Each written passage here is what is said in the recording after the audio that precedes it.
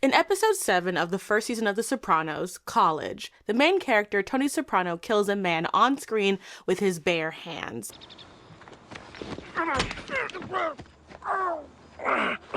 Good morning, Rat. All while on a trip to visit colleges with his daughter, Meadow. This was a significant moment in the landscape of American television. Within a few years, the idea that a TV protagonist couldn't kill somebody would seem as fusty and dated a convention as earlier generations not being able to share a bed or say the word pregnant. What remains shocking in College isn't the death itself. It's Tony's unmitigated relish in doing the deed. There is no tortured internal debate. Even after his snooping reveals that Petrulio, now masquerading as Fred Peters, has a new family and small daughter of his own, no qualms even about Meadow's presence other than the inconvenience it poses. Nor is there any suggestion that Tony stands to earn much in the way of credit or prestige by doing away with the rat. Indeed, Christopher, whom we've already seen dismember a body for disposal in the back of Centrales, begs Tony to allow him to fly up and take care of the hit. It is simply a given in Tony's world. A rat needs to be killed. The Sopranos revealed to critics and networks that audiences could indeed root for the villain. Now, there have been villain protagonists before, including and not limited to Lucifer himself. You see the face of the devil? Every morning in the mirror, pal. But that sort of trust in an audience to follow a character who would mass murder was something that not everyone believed in until Tony Soprano. Because it wasn't just a movie, it was 6 seasons of death and darkness mixed in with surreal and empathetic writing. It knew how to make Tony the protagonist, but not a hero. Now, the anti-hero has risen in popularity to the point where even characters who usually operate on a clearly black and white moral scale are often pushed, with the audience's support, into shades of gray, of giving everyone a tragic backstory and not just allowing them to just be a bastard. I'm not just a bitch. I'm a bitch with a backstory. Which is what made the latest television events from DC and Marvel so satisfying. Down, down, down the road, down the witch's road. Both Agatha Harkness and Oz Cobb in their respective series play with the modern-day expectations of a villain-led narrative. The Penguin even more so than Agatha All Along, since it has a more adult-centric audience, but I think both deserve to be praised and examined in how they took their modern-day archetype narratives and turned them on their head. Like the Tower of Right.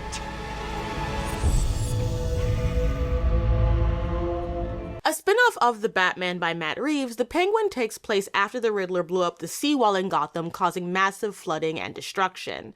And some will seize the chance to grab everything they can. Oz Cobb ends up killing the new heir of the Falcone fortune, Alberto, after he insults Cobb, who he found trying to scavenge for the scrapes of Carmine Falcone's hidden money.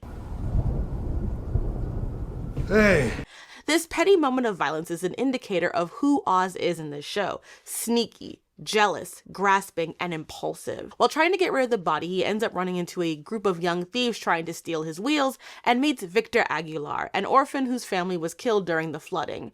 Victor becomes Oz's driver, alibi, and right hand as Oz covers up the murder and attempts to make his own way in the world. Oz is our central protagonist, and I think of all the antagonists in the show, the central one is absolutely Sophia Falcone. Sophia is the younger daughter of Carmine Falcone and was wrongly imprisoned in Arkham for 10 years. Sophia, I thought you was still at, Arkham? Yeah.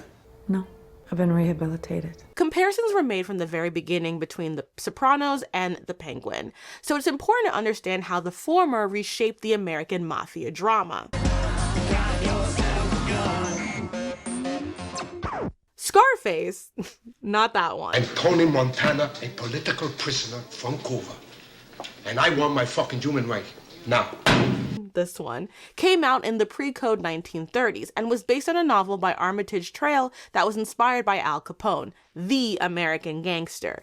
It tells the story of Antonio Tony Camonte, a low-level gangster who kills and takes over the enterprise of Luis Castillo. The film was a major hit and became one of the de facto images of the Depression-era gangster film. Tony in this film is a remorseless killer in a kind of pseudo-incestuous protective relationship with his younger sister.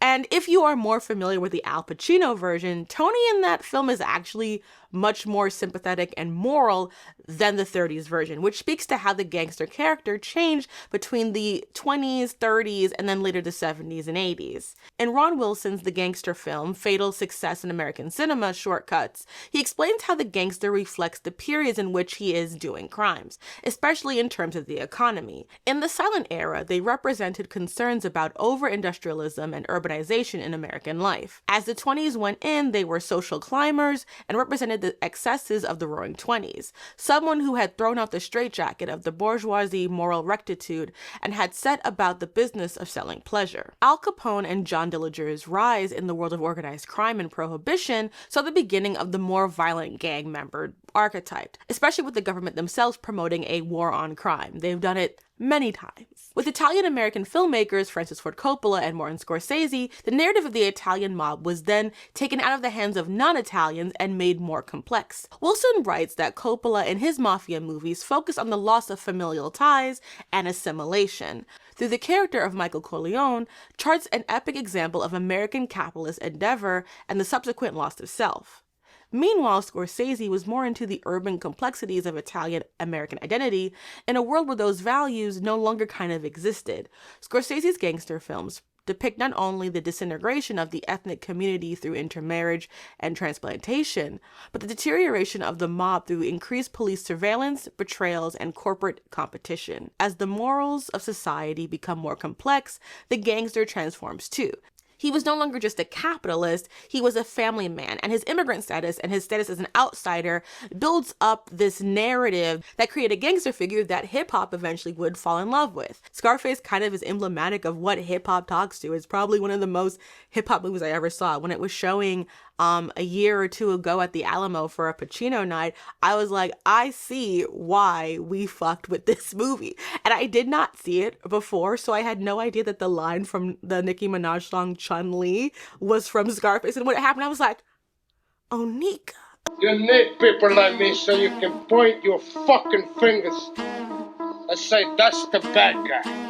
The Godfather Part 2, and Goodfellas all offered these complex emotional stories about men who are part of this family and society that gave them purpose, but also put burdens on them and their souls. When you head to the 90s, Goodfellas, which takes place during the downfall era of the mob, is the societal prologue to The Sopranos in terms of what it means to be a modern man in the mafia. But lately, I'm getting the feeling that I came in at the end. The best is over. Many Americans, I think, feel that way. For Tony in The Sopranos, he feels like he's at the end of something really important, and it doesn't quite fit him. He's emotionally anxious, dancing on the head of a pin. Emotional abuse has stunted him into this adulterated human being. At the same time, Tony represents the best of the gangster culture because he has a code. He's not a coward. He is everything complicated, charismatic, and destructive about being a man's man in this society. Here's a guy with all that power, yet completely emasculated by his mom and wife. Guys watched and thought, I'd like to be the boss. I'd like to have big balls. I'd like to make all the calls and do things according to my rules. But also, man, he's a lot like me, because even when I'm the boss, the second I go home, I'm Hazel. From The Revolution Was Televised, Chase didn't set out to write a mob drama. He set out to write a show about his troubled relationship with his late mother. He just wanted to find a way to make the stakes high enough that viewers would care. Would anyone want to watch a show about a precision optics salesman, or as a friend of Chase has suggested, a TV writer, being henpecked by his mother? But what if the henpecked son is a wise guy capable of incredible acts of violence and under constant threat of incarceration or death? Superficially, it's very easy to look at Oz on the Penguin and see Tony Soprano. The memes do that, and there are certainly parallels to make from their bills, appreciation for violence, family issues, complex relationships with women, and the cold-blooded ability to kill people they once proclaimed to care about. But they share one massive difference. Oz does not have a code of loyalty.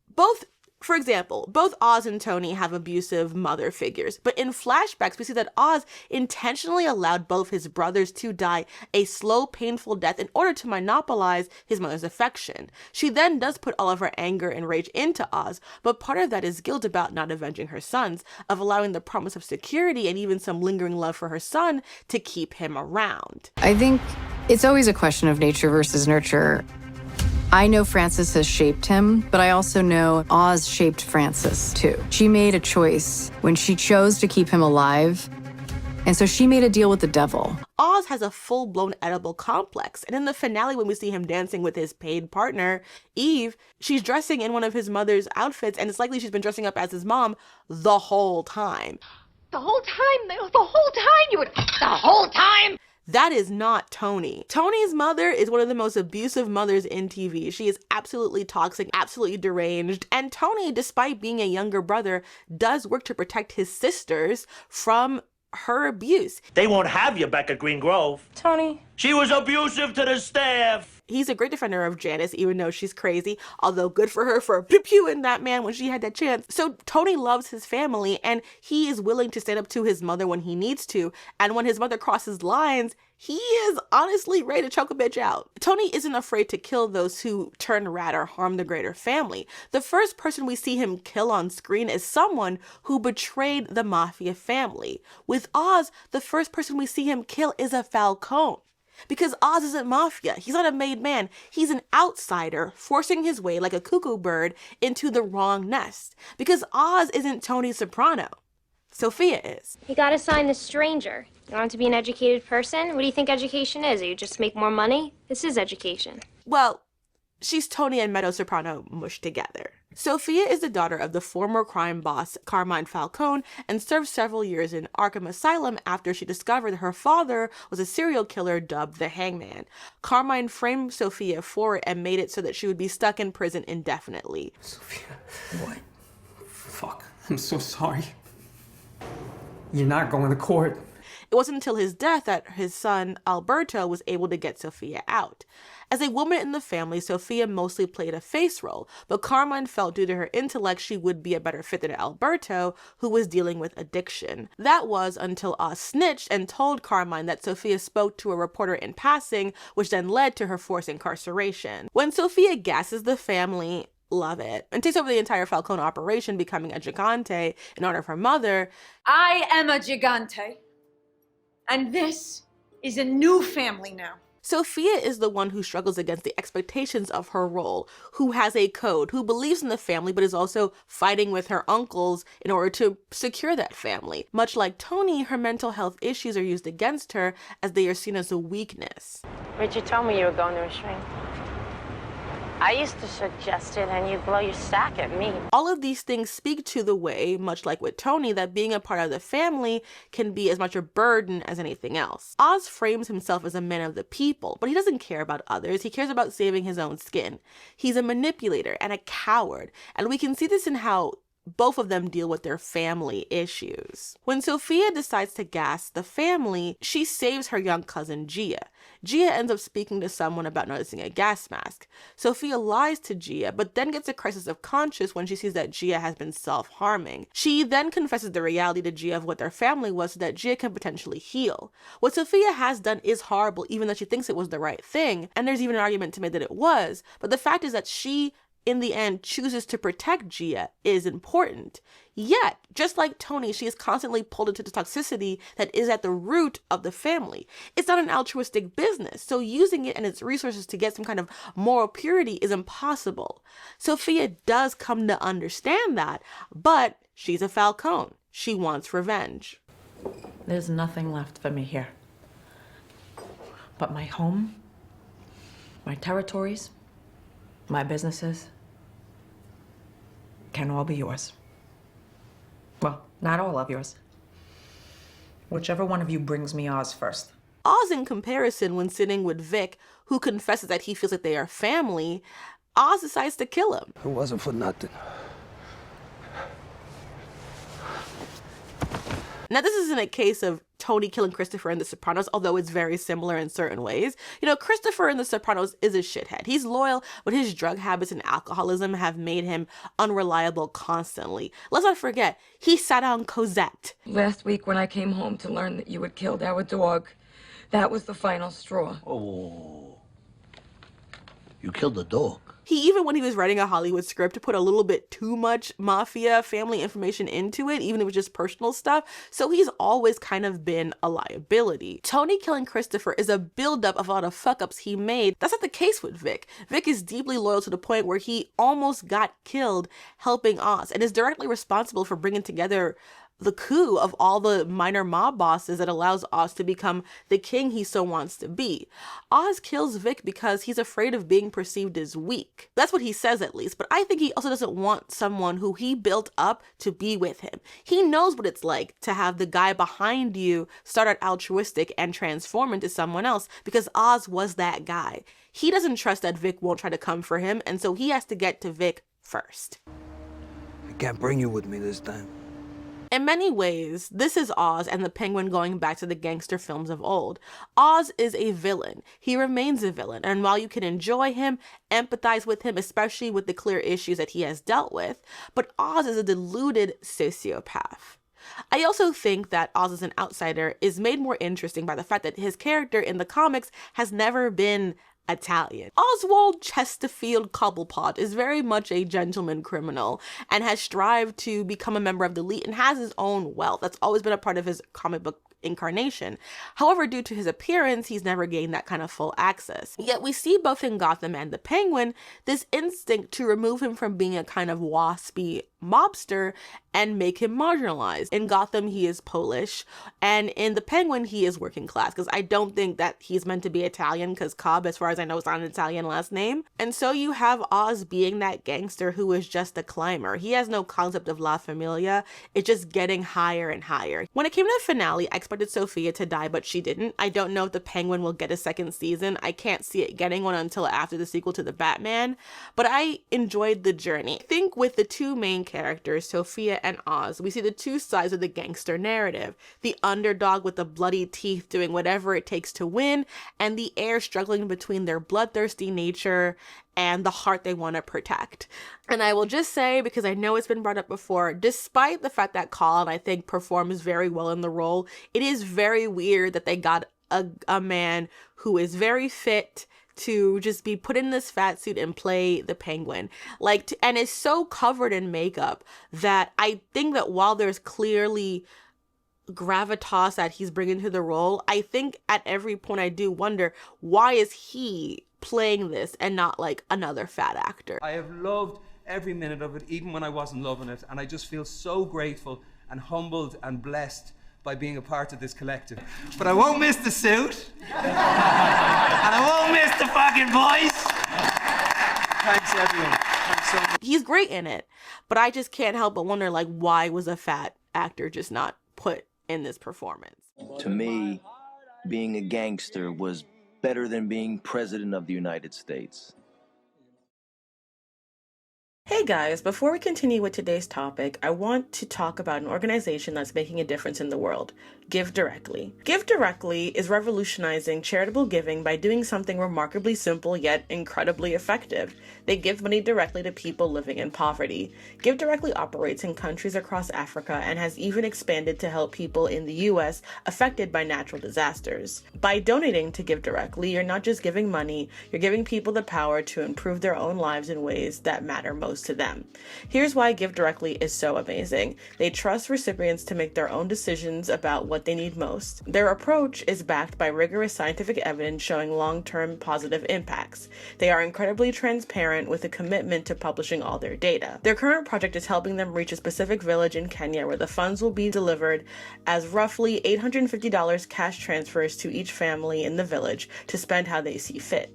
If you want to make a real measurable impact on reducing global poverty, head over to givedirectly.org/weeks, use the link in the description, givedirectly.org/weeks to donate to the families in this area and join the movement to empower people through direct giving. Remember, even a small amount can make a huge difference in someone's life.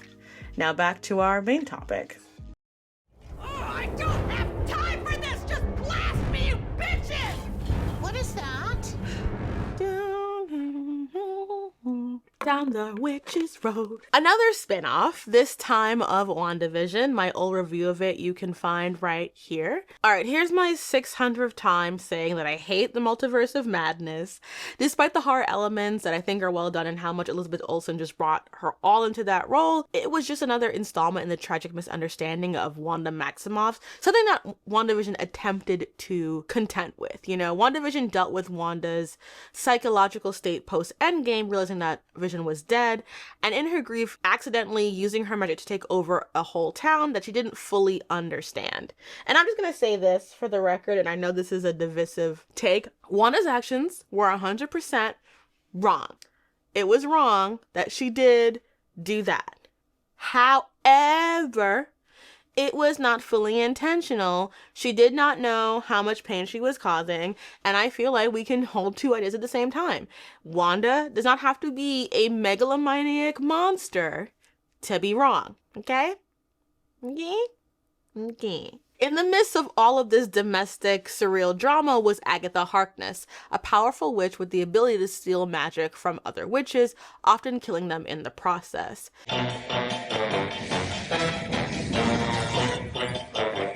Who's been messing up everything? It's been Agatha all along. She was unable to defeat our Red Queen and was spelled to believe that she was the nosy neighbor next door archetype. Sadly, Wanda was killed in the events of the movie that seemed to not understand the point of Wanda's narrative, but could also never fully do that because most of her storylines are tied to the X-Men, and her identity at the time of those storylines is Magneto's daughter. But that's not the MCU's canon, so I have to let it go. Let it go. We've had to make peace with this for 10 years.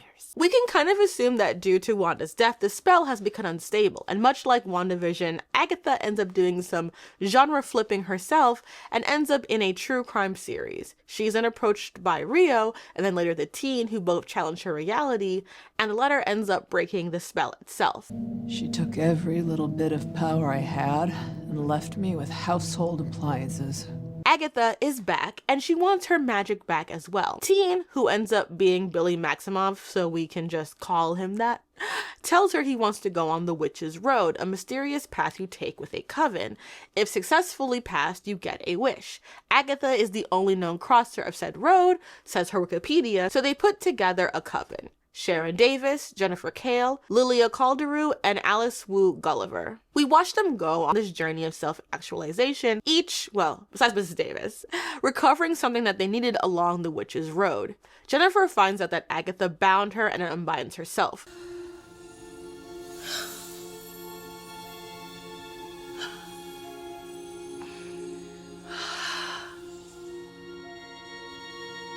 Lilia makes peace with her visions and rescues her new coven. Lilia, I loved being a witch.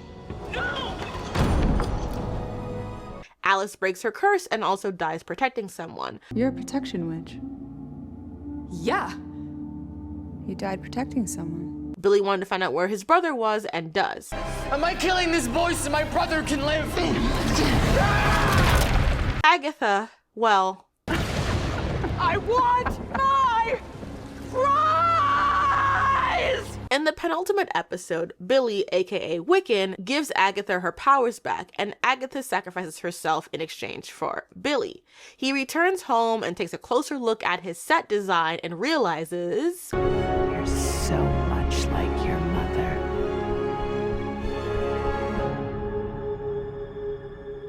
It was me. Now let's back up. I mentioned in my Patreon video about Anne Rice's Mayfair Witches that the witch as a figure has come to represent fear of feminine power, fear of female independence and sapphic relationships, the denouncement of the patriarchy. Does that mean that every witch story is inherently about that? Not so much, but Agatha All Along melds many aspects about what it means to be a witch into one series. And I think it's important to understand that a lot of what we've come to see and understand about the witch as an archetype is retroactive. If you look at most stories, there's always a clear difference between like the evil witch, the beautiful enchantress, the vengeful witch doctor, you know, like there are levels, and like, you know, the hag. Witches are seen as gray to dark creatures ranging from apathetic to evil depending on the culture, but they were not seen as good. Usually good magic users are men. If you're a woman and you use magic, you're bad. If you're a man and you use magic, you can help kings. That's the rules. That doesn't seem fair. We have this image now of witches and covens working together in a kind of proto-feminist utopia, but the idea of the coven is, as far as I could find, a fairly modern idea for witches. The closest we know of in the past is kind of the witches' sabbath, a gathering of witches to do like ritual work, but in lore, witches tend to be overall solitary figures, or if they do exist, they are kind of a max 3 thing, which you can say is an observation of the triple goddess archetype, the mother, the maiden, and the crone. Maiden, mother, crone. Feminists used the witch trials in Europe as a way to really explore the political space of women in history and how women who lived outside of the norms were branded as witches.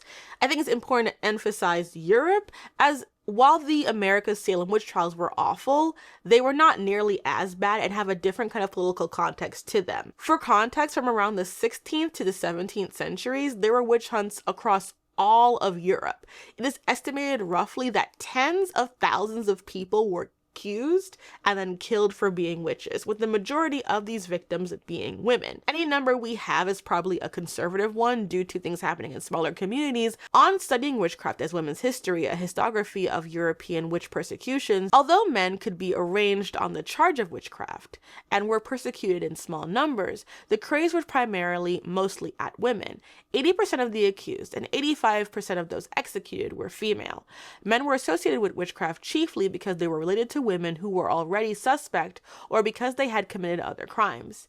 And yet, although men qualified, women were overwhelmingly singled out. Christina Lampier, an analyst of Scottish witchcraft, observed that there were periods when no mature woman in Fife or East Lothian could have felt free from the fear of accusation. Given these cases, we see that the notorious examples of 2 German villages left with only 1 female inhabitant apiece are not unbelievable. Christina Larmer put the question precisely when she asked, was witch hunting also women hunting? And it's interesting that despite this number, if you look at second wave female academics, they discuss how despite these women being murdered en masse was significant, that those who covered it in history previously did not view it as a gendered issue. And when people were looking at those who were accused of witchcraft, there were wise women, healers, midwives, and diviners among those who were accused. So let's look at Agatha's coven sans Billy. We have Lilia the diviner, Wendy the wise woman, Jen the healer, Rio Death as the midwife. And yes, I'm putting Rio there because as a green witch, Less a green witch, more the green witch. Life and death are in tandem. So where does Agatha fit into all of this? I thought you were... What can I say? I'm a covenless witch. Well, she is the witch, the social pariah, the overtly confident, the mouthy woman who has no husband. Hey, you want straight answers? Ask a straight lady. Because if you look at what men said about women during this period, what made them able to be witches was clear. In the 1480s, when Kramer and Sprenger, authors of the Witch Hunter's Manual Malleus Maleficarum, described women as liars, unfaithful, immoderate, sexually unstable, and downright evil. She isn't the feminist reimagining of the witch. She's the patriarchal nightmare of the witch, which I think is great. Now, yes, she's also a complex woman, but her backstory makes it clear that her desire for power are at odds with the constraint of a coven. And when that happens, she will choose power. When people ask me why I don't have female friends. In the final episode, we get a flashback that shows that Agatha had her own magical pregnancy with Rio, which is confirmed off in side conversations. She gives birth to Nikki, Nicholas Scratch, and they travel stealing the life from other witches. Nikki was supposed to die in childbirth, but death, out of love for Agatha, gives them time. No one in history has had special treatment like you. You call what you did special treatment? Agatha continues to kill witches and they travel all over the years, and Nicholas begins to sing a song, The Witch's Road. He performs it to the masses, including other witches, since Agatha steals witches' power. It creates a mythology of there being a real road. Agatha doesn't realize this until Nikki dies and she buries him, singing the song as she does. The way to what? The Witch's Road. I heard tell of it. The road offers a prize worth the peril to witches who are brave and true. You know the ballad, and I'm in great need. Might you show me the way? Scammers never die. But regardless, I think what's great about Agatha is that she doesn't think about the coven, honestly. Like, she has the ability to love and to care, but she chooses not to. Even something she helped craft in love with her own child becomes a tool to further her means. The only time she hates her reputation of being a witch killer is when it gets in the way of what she wants to do. I don't have time for this! Just blast me, you bitches! What is that? What I think is interesting about the show's version of this character is that it's so different from the comics. Because in the comics, Agatha is not a villain. She's like aligned with the Fantastic Four. I think she was like Reed Richards' babysitter or some shit. She teaches Wanda magic. Her son, Nicholas Scratch, is the villain. And the Salem 7 are actually her grandchildren. But I think that from the show, we are offered a more complex character.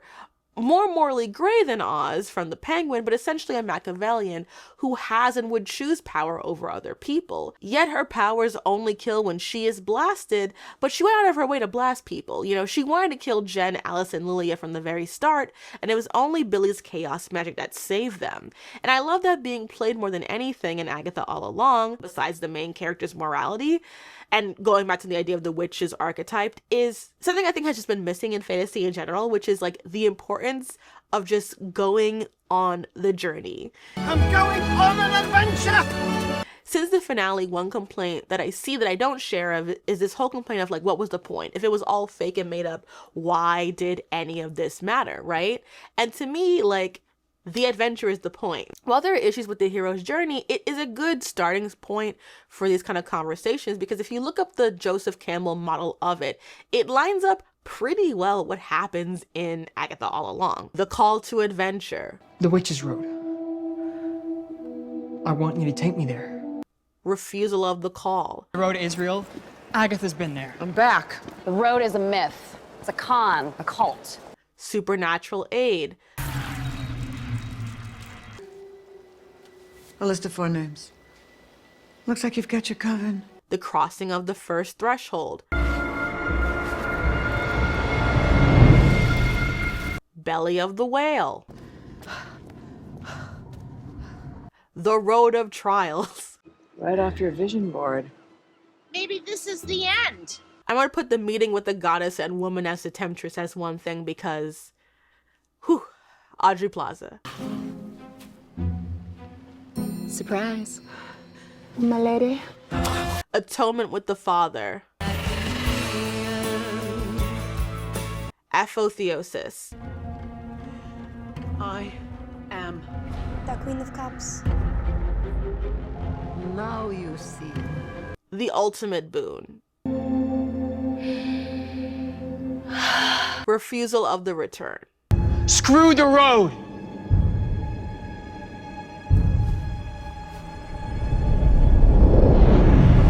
The magical flight. Rescue from without. Need more time! The crossing of the return threshold. I'm sorry I didn't have a ribbon for you to run through. Master of the Two Worlds. I saw you die. Yeah, and now I'm a ghost. Can you dig it? I mean, look at this. And freedom to live. Let's go find Tommy. This coven was made up of women who needed to feel something to make them feel whole rather than just die unfulfilled. They all ended up having a purpose. They didn't die meaningless deaths, except Mrs. Davis, R.I.P. Queen. The adventure was the point. And we don't have enough fantasy that reminds us of this. I think that Tale Foundry had a great video about this. And ever since I saw it, like, I've been thinking about it all the time. Like, yes, sometimes the fun is just a journey and having the characters grow and develop, even if it doesn't have a perfectly neat bow wrapped up ending. It doesn't mean everything was perfect, but everything meant something greater to the characters in this show where they ended up. And I would rather them have a finished story there than have to, like, keep finding bigger ways to, like, gotcha. I do think I'm very clever. I am, after all, the Supreme. Even while singing its praises, we cannot separate either of these shows from the fact that they are all tied to massive comic book properties. I know that everyone feels this way, but I feel like Multiverse of Madness really ruined WandaVision for me. The show is still a great standalone, but it isn't a standalone. It is part of a much longer MCU monster. Agatha's story was great, but she and her story and Jen's story will now be at the whims of other Disney projects. The Penguin is a tight show, but we will have to wait for the Batman 2 to see any future seasons at all. And while Reeves was the EP for this series, it was showrunner Lauren LaFranc who really brought this perfection to life. These projects were able to work within the constraints of their IP, but those constraints still exist.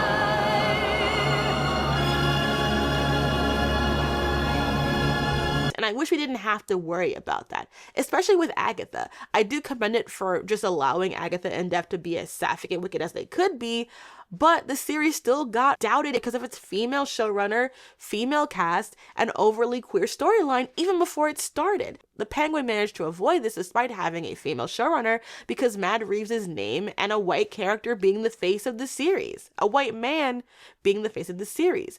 That is also a huge burden for telling these original stories that are so connected to IPs that they can only be so original before people complain. Hell, I got annoyed anytime I saw a comment of like, where's Batman? Where's Batman? Where's Batman? Who cares? He's rested.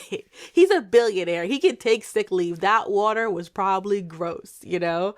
Like, let him rest. Brand identity breeds expectations, and while it's great when they are subverted, it would be nice to not need to deal with them in general. But still, I love that despite all the things that have to be done to make these series feel like television, that the work was done to make this feel like television. And The Penguin and Agatha All Along are excellent pieces of television. And considering how shitty this witch content has been for a while, girl, I'm happy we got this. Thank you for watching. What did you think of the shows? And if you like what I do, you can follow me on Blue Sky or Threads, and I have other videos on my Patreon. So if you like, let me know, and have a great day. I am the natural order of all things, baby. And you love me.